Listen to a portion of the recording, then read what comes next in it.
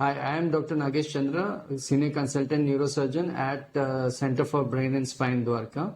आज हम carotid stenosis के बारे में जानकारी साझा करेंगे। दिमाग तक जाने वाली 4 मुख्य खून की धमनियां होती हैं, 2 कैरोटिड और 2 वर्टिब्रल आर्टरी होती हैं। जो ये कैरोटिड आर्टरी होती है गर्दन के दोनों तरफ एक एक होती है और ये हार्ट से खून डायरेक्टली ब्रेन तक लेके जाती है।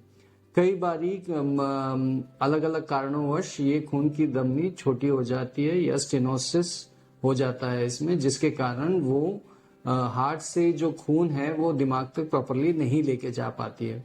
तो ऐसी परिस्थितियों में पेशेंट को स्ट्रोक या स्ट्रोक जैसे सिम्टम्स हो जाते हैं, जिसकी वजह से पेशेंट हॉस्पिटल में प्रेजेंट करता है।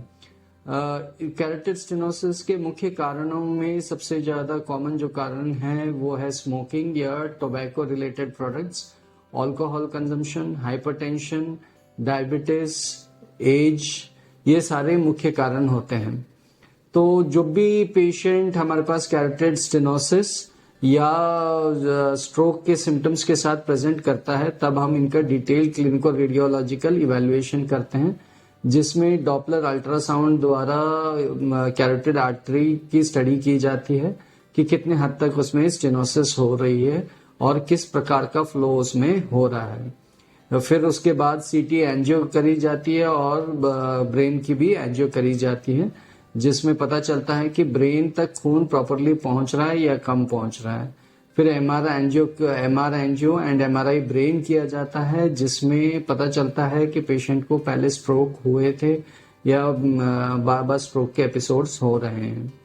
तो जिस भी पेशेंट को कैरोटिड स्टेनोसिस होता है उनका इलाज पहले मेडिसिन स्टार्ट की जाती है और साथ में अगर स्टेनोसिस क्रिटिकल है तो उसमें स्टेंटिंग करी जाती है, जिसको कैरोटिड स्टेंटिंग बोलते हैं।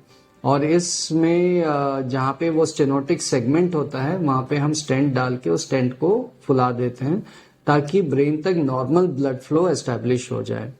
कई केसेस में हम कैरोटिड एंडार्ट्रेक्टमी भी करते हैं, जिसमें कैरोटिड आर्टरी को खोलकर उसमें जो ये फैट का प्लाक होता है वो निकाला जाता है ताकि ब्रेन तक वापस नॉर्मल ब्लड फ्लो एस्टेब्लिश हो पाए। So any patient who has been diagnosed with carotid stenosis or has episodes of stroke should definitely consider consulting us at Center for Brain and Spine Dwarka for opinion and management of carotid stenosis. Thank you.